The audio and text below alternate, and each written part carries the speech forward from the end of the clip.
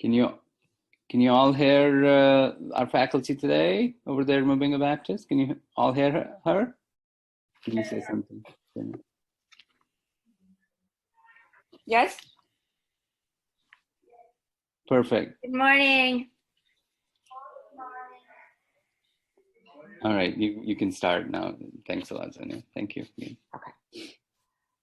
Well, good morning. My name is Zhenya Krapovinsky. I'm one of the hospital medicine faculty at UCSF. And today we're going to talk about how to clinically approach a patient with jaundice.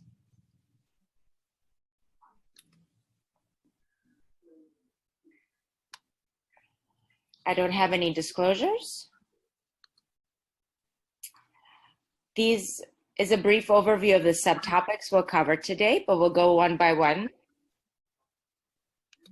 And my main learning objectives for today are 3. I would like you, after walking away from this lecture, to be able to recognize red flag signs, which would suggest serious liver dysfunction in an adult who presents with jaundice, as well as to think about the life-threatening causes of a patient who's presenting to a hospital with jaundice. Number 2, I'd like you to have an approach to evaluating a patient presenting with jaundice that I would recommend is based on imagining you're the red blood cell and following the bilirubin metabolism. And 3, I would like you to get an exposure to the various causes of jaundice in adults. We're not going to go in depth into each one, but at least you would have heard about them and will be able to recall them and look them up if it ever comes across in your clinical practice. So let's begin. Part 1. So jaundice is a condition characterized by the yellowish discoloration of skin, sclera, mucous membranes, and it is a result of circulating bilirubin in the blood that seeps into the skin and the mucous membranes, and usually at a concentration greater than 3 milligrams per deciliter. There are 3 main causes of jaundice. 1, overproduction of bilirubin. This is usually a result of massive breakdown of red blood cells because bilirubin is a metabolic byproduct of red blood cells. So if you all of a sudden have a lot of red blood cell destruction, then you will have a lot of bilirubin that the liver has to handle. The second cause is some sort of impairment, and there are many, in the function of the liver in processing the bilirubin.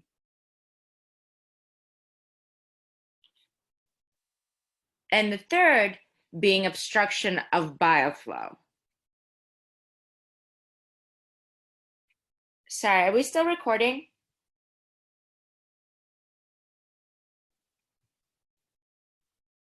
Yes, we are. Okay, I'm sorry. I stopped seeing the image. Oh, no worries. Okay.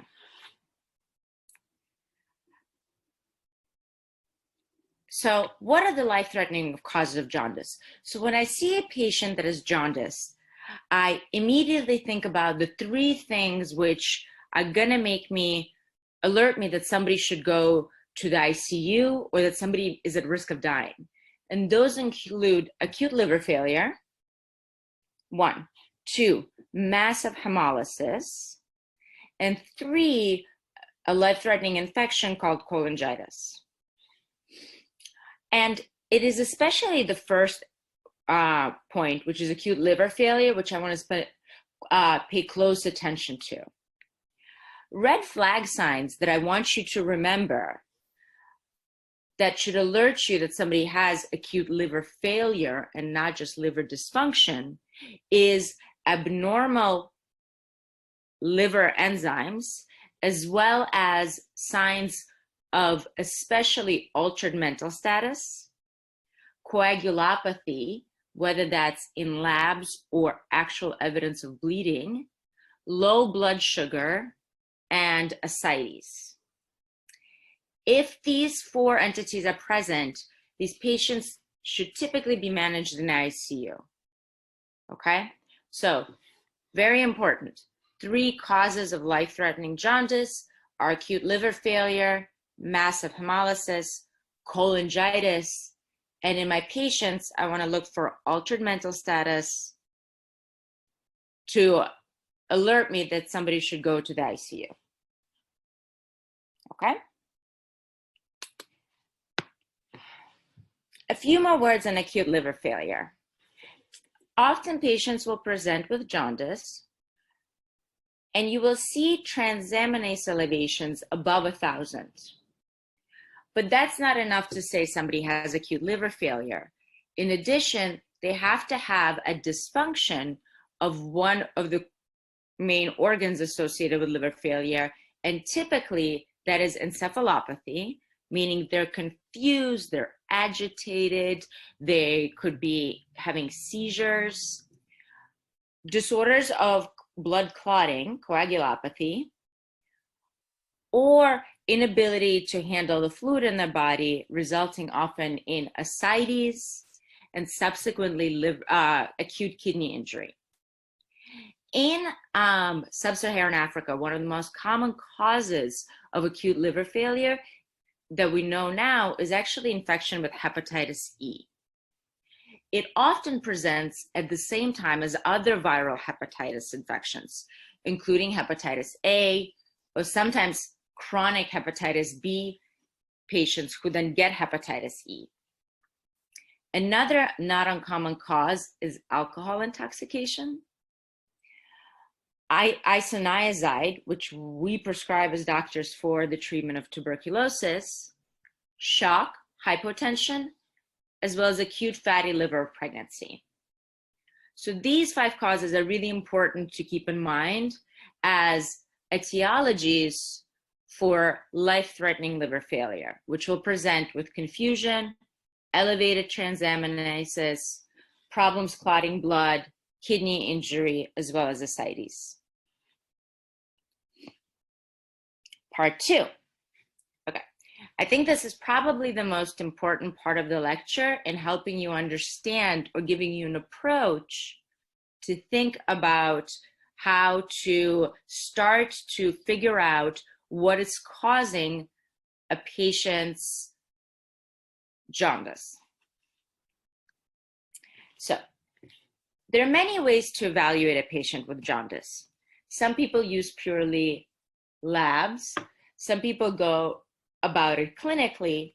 And what I recommend and what is easiest for me is to imagine I'm a red blood cell and to follow the path of bilirubin metabolism. And so that's what we'll talk about. So, the average lifespan of a red blood cell is 120 days.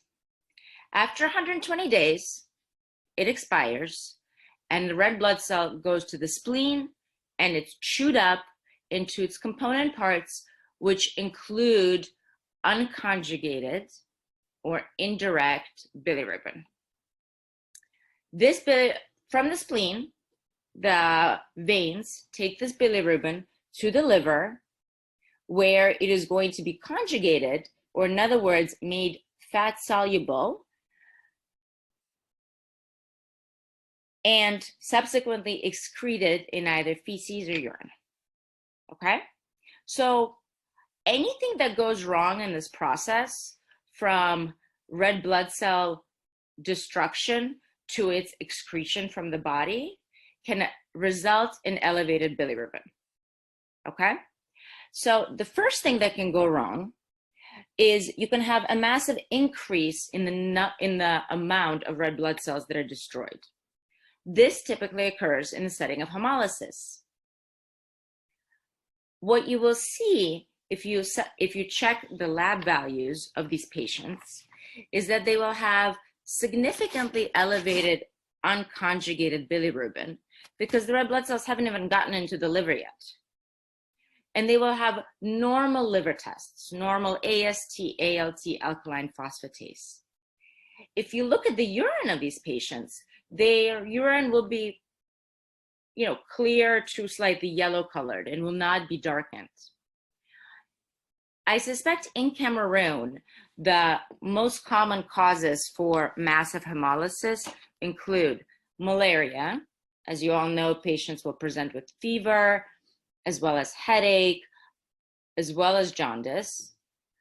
G6PD deficiency, which is the deficiency in a red blood cell membrane enzyme. These patients, when given drugs such as Bactrim, can have massive hemolysis that self-resolves with supportive treatment. Things like sickle cell disease, as well as other more rare causes such as autoimmune, hemolytic anemia, or TTP, which can be life-threatening, but is much more rarely seen. So, after the red blood cell gets into the portal venous system, not the red blood cell, the bilirubin, it has to get absorbed by the hepatocyte in order to get conjugated to conjugated bilirubin by hepatic cell enzymes. So the uptake of bilirubin into the hepatocyte can be impaired. This is usually a result of basically swollen hepatocytes, which occurs in the setting of congestive heart failure, or is not uncommonly seen with the use of rifampin when somebody has essentially an allergy to the drug.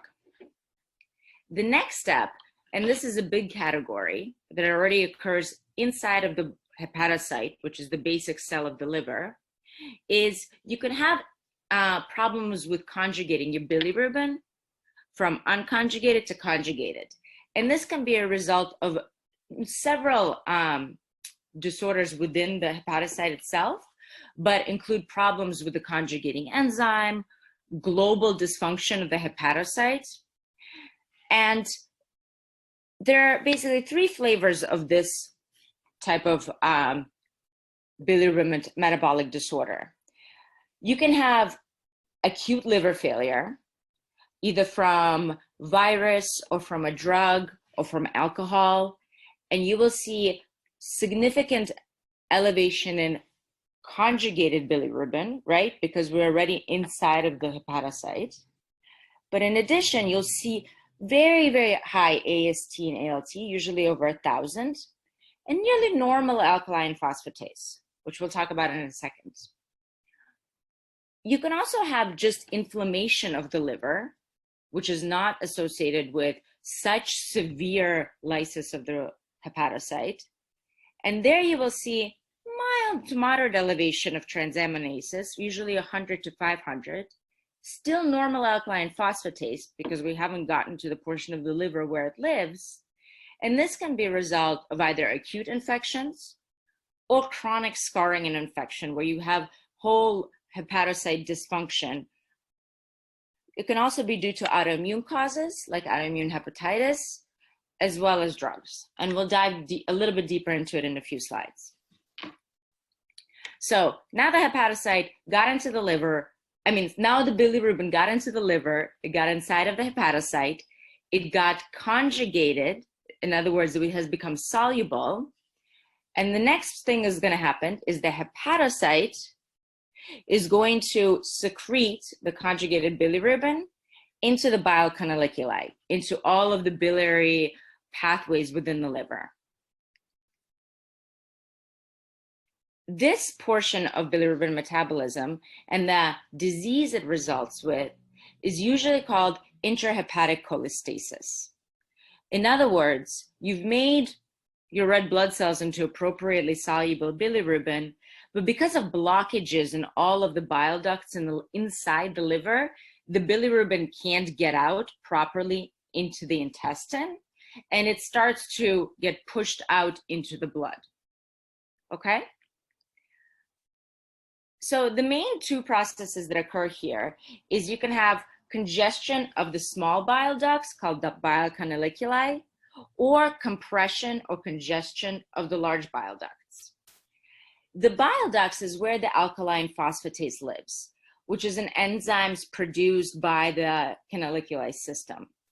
So you can imagine if you're a piece of bilirubin, right, and all of the bile ducts are either squished or very swollen, then the conjugated bilirubin, along with alkaline phosphatase, is going to get pushed out into the bloodstream because it can't pass through the canaliculi passage system of the liver. And there are many causes for this type of dysfunction. But what I want you to remember is that the primary laboratory abnormality you will see in these patients is an elevation in alkaline phosphatase along with elevation in conjugated bili. Whereas in primary hepatocyte dysfunction, you see elevation in transaminases, AST and ALT, which are enzymes that live within the liver cell. In intrahepatic cholestasis, you'll see elevation in conjugated bilirubin plus alkaline phosphatase. And these patients present differently. The patients will have problems with their liver cells, will often have a tender liver. They'll feel sick because the liver cell is actually inflamed. Whereas patients who have obstruction of compression of their bile system within the liver will often have more intense jaundice because the conjugated bilirubin, which can dissolve in the skin, is getting all pushed out. They'll have a lot of itching from bile salts or alkaline phosphatase seeping into the skin. They typically won't be as sick as the patients who have dysfunction in their liver cells, in the hepatocyte dysfunction, but they tend to have more chronic and over a long period of time, more life-threatening illnesses, if that makes sense. So things like cancer, TB, lymphoma. So the primary causes of just congestion of the small bile ducts include sepsis, and this can be from E. coli, or it can be from something like leptospirosis or typhoid, infections more commonly seen in Cameroon, as well as cholestasis of pregnancy, drugs such as rifampin, or it can be a result of the compression of the big bile ducts by something like a hydatid cyst or an amoebic liver abscess or liver involvement in tuberculosis, liver infiltration due to lymphoma, or bile duct scarring from something like AIDS cholangiopathy. Okay. So now we've reviewed three big causes of liver dysfunction. You can have increased red blood cell destruction from hemolysis, you can have sickness of the liver cells, or you can have obstruction of the drainage system of bile within the liver. And now the last cause, which is obstruction of the drainage system outside the liver, okay? These patients can have three things go wrong. They can have something stuck within the ducts outside the liver, and this is most of the time either stones or parasites. They can have scarring and narrowing of the ducts outside the liver, and this most commonly is due to cancer. Or you can have compression of the ducts outside the liver. And this, unfortunately, as well, is most often due to cancer or maybe something like tuberculosis with enlarged lymph nodes. Okay? The main way to differentiate, and I'll go back for a second, between patients who have impairment of drainage from within the liver and from outside the liver is through ultrasound. And I'll mention that a little bit more in a second. Moving on, part 3. So now that we have a general framework for how to approach somebody with jaundice, and to review, jaundice typically equals increase in bilirubin as a result of destruction of red blood cells. It goes into the liver cell, into the liver bile duct system, and then outside of the liver bile duct system. And those are the 4 parts where something can go wrong, resulting in the bilirubin leaking out into the skin and mucous membrane, causing yellowing discoloration. And we reviewed causes in each one of those steps. So now I just want to mention a few specific words about important aspects of the last 3 slides. So hemolysis, as I mentioned, the most common causes of hemolysis I want you to remember are 3 that you'll commonly see in Cameroon. These include malaria, sickle cell disease, as well as G6PD deficiency. Patients who have jaundice as a result of hemolysis typically have mild elevation in bilirubin and mild jaundice. They're not too sick. And you will see only elevation of unconjugated bilirubin. The urine will be normal colored, and they'll have normal liver tests. 2, the second portion of abnormal bilirubin metabolism was dysfunction in the liver cell itself. Not uncommonly, this is a result of viruses that infect the liver, okay? And sometimes it is helpful to be able to differentiate viruses that very specifically go to the liver to generalized viruses that also affect the liver. And the reason it's sometimes important to identify this is patients with, for example, herpes simplex virus liver infection could benefit from antiviral therapy in addition to supportive measures. And sometimes patients with acute hepatitis A or hepatitis E really need, if available, evaluation even for liver transplant or very high level of support in something like an intensive care unit because they get very sick. But the main thing that I want you to take away is that patients with liver-specific viruses, so Hep A, Hep E acutely, or Hep B, Hep C chronically, usually have only the liver involved. Whereas other viruses like herpes, Epstein-Barr virus, CMV, will give you a multi-system disease. So liver will only be one of the involved organs. You'll see the same kind of thing in something like typhoid or leptospirosis or typhus. You'll see multi-organ involvement. And it's important to identify that in order to appropriately treat the patients. Now, non-viral hepatocellular infections, when to consider them. Typically, when somebody comes in with jaundice, the first thing I look at is, do they have a fever? If they have a fever and they don't have pain in the right upper quadrant, then I think about tropical infections like typhoid, typhus, leptospirosis, sometimes babesia, and malaria. So consider these infections when somebody has jaundice, fever, often pancytopenia, but no pain when you press their liver and no pain in the gallbladder. It's important to identify these early because often you can give doxycycline empirically or ceftriaxone if they have very severe GI symptoms and save the patient multiple days of illnesses and possibly prevent unnecessary death. Okay? Typically, AST/ALT are only elevated hundreds to 500s. And not uncommonly, you'll have dysfunction of other organs, like acute kidney injury or diarrhea or a rash, or even neurologic abnormalities. Next, drugs that cause jaundice. I want you to remember the 4 A's.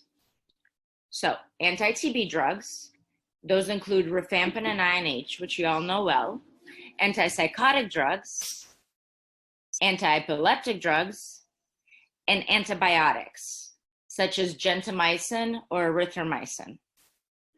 Drug-induced jaundice can come in all flavors, but the 2 most common ones are hepatocyte destruction. So you'll see high AST and ALT, as well as high conjugated bilirubin, or obstruction of flow of bile within the liver, where you'll see predominantly alkaline phosphatase elevation. This is more commonly seen in something like rifampin toxicity. Also can be seen with oral contraceptive medications, and more commonly occurs with antibiotics. So drugs can give you all sorts of abnormalities on labs, and something that you should always keep in the back of your mind as a possible cause of somebody presenting with jaundice if they're taking any medications. Part 4. So in addition to kind of thinking pathophysiologically, how does jaundice take place, and helping yourself break down the various causes in your mind by following bilirubin metabolism, it's helpful to check labs. And the labs that we check in somebody who presents with jaundice is total and direct bilirubin, AST, ALT, and alkaline phosphatase. Okay? And the three main lab abnormalities, patterns of abnormalities you see include only indirect bilirubin elevation, which happens in hemolysis. You'll see predominantly high AST, ALT, which happens in liver cell dysfunction, or you'll see predominantly high alkaline phosphatase, which happens in bile duct obstruction.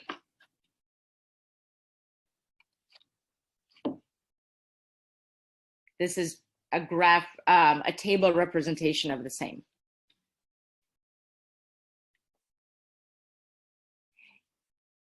Patients who have jaundice as a result of hemolysis shouldn't have any abnormalities in the liver, because the whole problem is that the liver is just overloaded with bilirubin. It's too much to handle. But there's nothing wrong with the liver cells themselves, nor with the bile duct system. Alkaline phosphatase lives within the bile ducts, so it makes sense it will be elevated when bile ducts are obstructed. And AST and ALT are enzymes that live within the liver cell. They'll be high when there's destruction and dysfunction of the liver cell. And I already mentioned this. If you have a patient who has high alkaline phosphatase, high conjugated bilirubin, and you want to figure out if the obstruction is within the liver or outside the liver, the best test to help you figure that out is an abdominal ultrasound. If somebody has obstruction of bile ducts outside the liver, you will have swelling of the bile ducts in the liver as well as outside the liver, because it's all a connected system. So if you get an abdominal ultrasound and you'll see swelling of the bile ducts in the liver and outside the liver, think extrahepatic obstruction. So something like gallstones, tumors, or scarring of the bile ducts.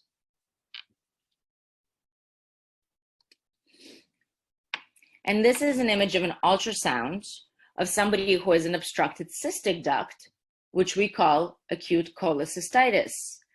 Because when you have an obstruction of a bile duct outside the liver and you completely occlude it, very quickly you'll get an infection, because E. coli live within the bile duct system, and if they're not drained, they will cause an infection. So what you'll see is a thick gallbladder wall, which I think you can see right here.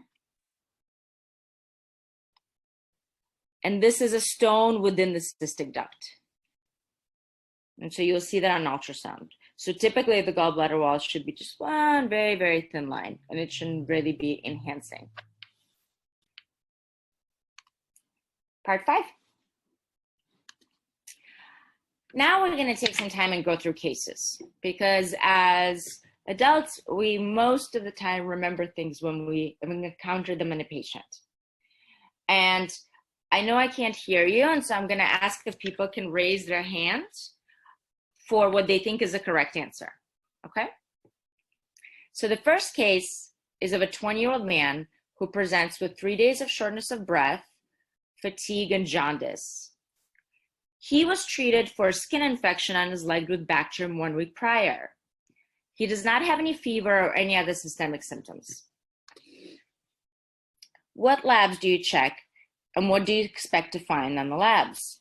Are the questions you should be asking yourself when you see this patient. So the labs show that he has a low hemoglobin with a low platelet count. His total bilirubin is 5, and his indirect unconjugated bilirubin is 4, majority of the bilirubin. The patient, well, I guess I don't ask you multiple question. The answer in this one is this patient is most likely suffering from G6PD deficiency, which is not uncommonly encountered in Cameroon. Bactrim is one of the most common drugs to cause patients who have G6PD deficiency, which is an abnormal enzyme within the red blood cell membrane, to undergo something called oxidative stress and spontaneously hemolyze when given things such as Bactrim, and also usually in the setting of viral infections. The treatment for these patients is transfusion and to avoid the certain drug in the future. So in summary, you will see is basically a healthy person who took an offending drug and as a result had massive hemolysis.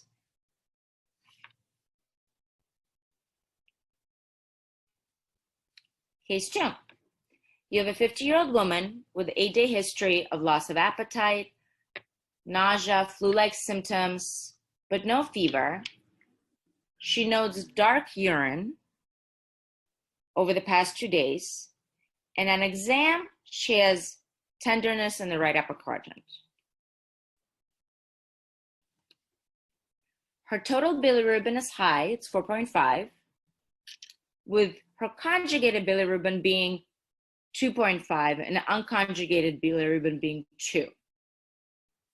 She has an elevated AST at 40 and an elevated ALT at 155 and a normal alkaline phosphatase. How can you classify this jaundice? Who thinks it's hepatocellular? Raise your hand. Who thinks it's hemolysis? Who thinks it's cholestatic? Okay. Well, the answer is hepatocellular. The reason for that being is that you essentially have only elevation in AST, ALT, and bilirubin, right? And your alkaline phosphatase is normal. Alkaline phosphatase is an enzyme that lives within the bile duct system of the liver. If that bile duct system is obstructed, alkaline phosphatase is going to get pushed into the blood. If it's normal, you don't have obstruction of the bile duct system. And so what is the probable diagnosis in this patient? Who thinks it's viral hepatitis? Raise your hand. Gotcha. Okay, who thinks it's malaria? How about cholangitis, which is infection of the bile duct system? How about alcoholic hepatitis? Good, excellent. The answer is viral hepatitis. The patients who have viral hepatitis, not because of a liver-specific virus like hepatitis A, B, C, D, E, will only have mild elevation of their transaminases and typically present like this patient. Kind of like a viral illness, but with liver involvement. Case 3, 50-year-old woman, acute pain in the right upper quadrant, nausea, vomiting, dark urine, pale stool, and presents with jaundice. Again, what investigations would you do? What results would you expect?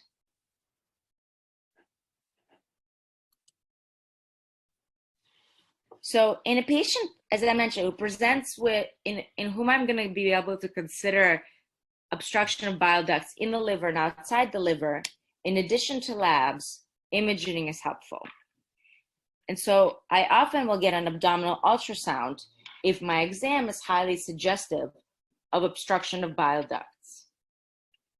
I think about obstruction of bile ducts when I have pain when I press on the liver in somebody who is both jaundice and dark urine,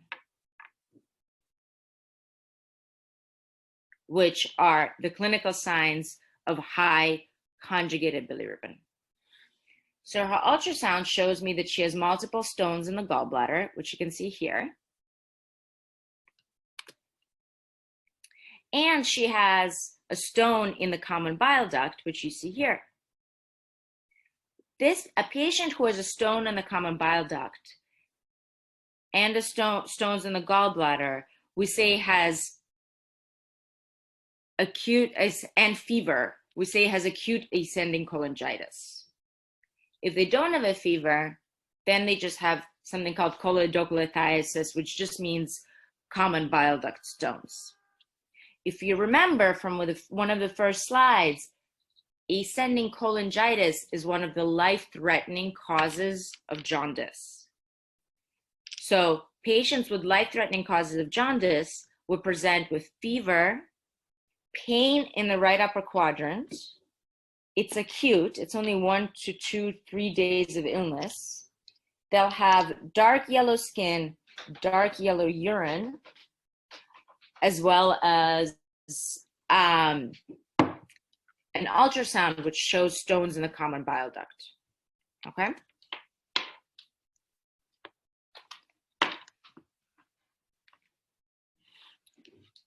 If you check blood tests in this patient, you'll see a high conjugated bilirubin and a high alkaline phosphatase.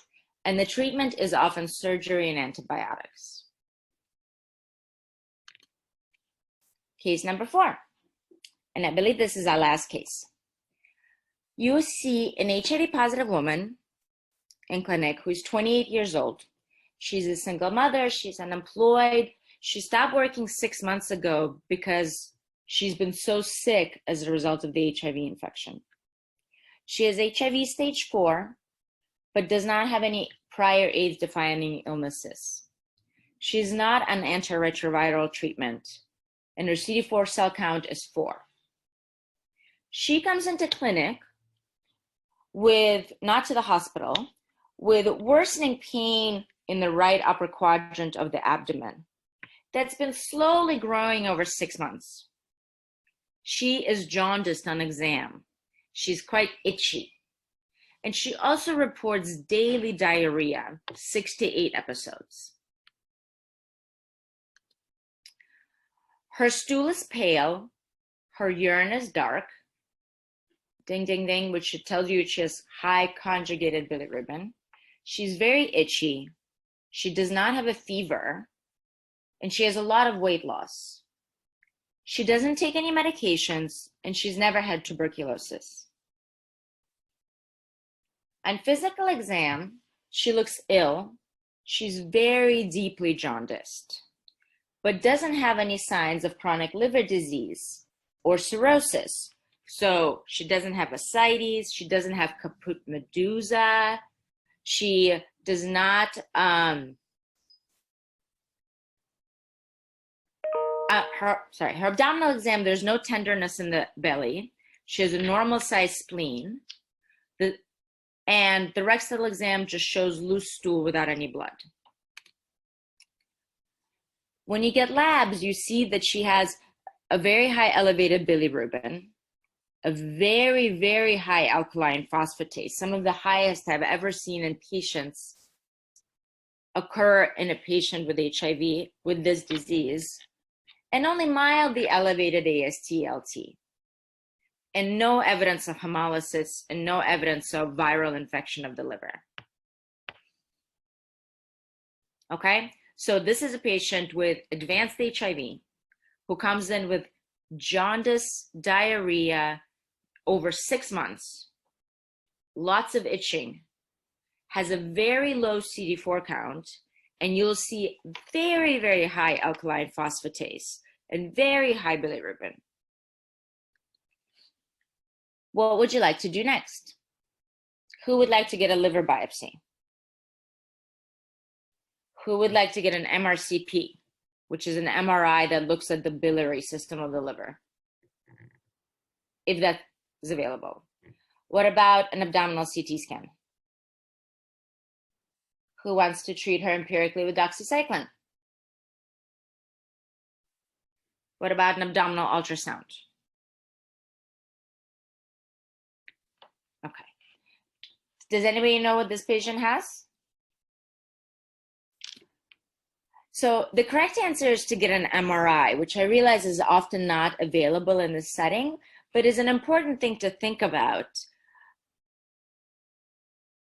And if not available, to recognize that a patient who has advanced AIDS, very low CD4 count, very high alkaline phosphatase and jaundice, as well as diarrhea, very commonly will have something called AIDS cholangiopathy, which is a disease we don't really know necessarily the cause of, but many speculate it's a bacterial infection that affects the bile ducts. And if you look pathologically on MRI, you will see all of this narrowing and scarring of the bile duct system within the liver. It's called AIDS cholangiopathy, occurs in patients with very low CD4 count, not on treatment. They'll have high alk phos as well as diarrhea. And really the best treatment we have for them is to treat the underlying HIV infection. Okay? So the take-home summary that I want you to walk away with after this lecture is when I see a patient with jaundice, I think this equals abnormal bilirubin metabolism. Jaundice equals high bilirubin. There are 3 life-threatening causes, which I want you to remember, which are acute liver failure, ascending cholangitis, which is infection of the bile duct system, as well as massive hemolysis. And these patients sometimes have to go to the ICU. If you have on labs high unconjugated bilirubin, which typically has normal colored urine, you want to think of hemolysis and malaria, or sickle cell disease or Ju6PD deficiency. And if you have high conjugated bilirubin, this can be a result of primary liver cell dysfunction or obstruction of the bile duct system.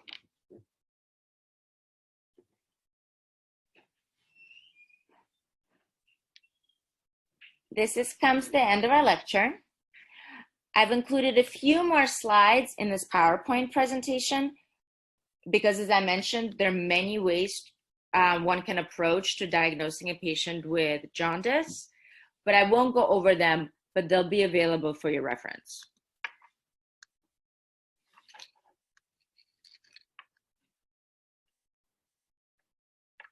Thank you very much.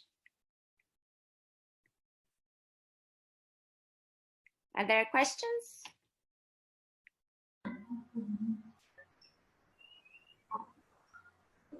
Yes, yes. No. Okay, I have a question. Yes, please. My question is about the cholangitis. When you showed the slide with the patient who had multiple bile duct stones, who had a single bile duct stone, multiple gallbladder stones, and fever, you talked about cholestectomy and antibiotics. There was no mention of. There was no mention of. I think we lost them. Oh, no.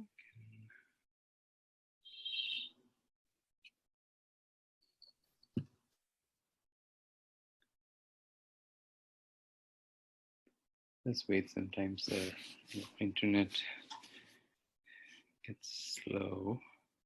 Is this still recording? No, right? We are good. Ulysses, we can stop recording. We edit the Q&A part out. So. Acha.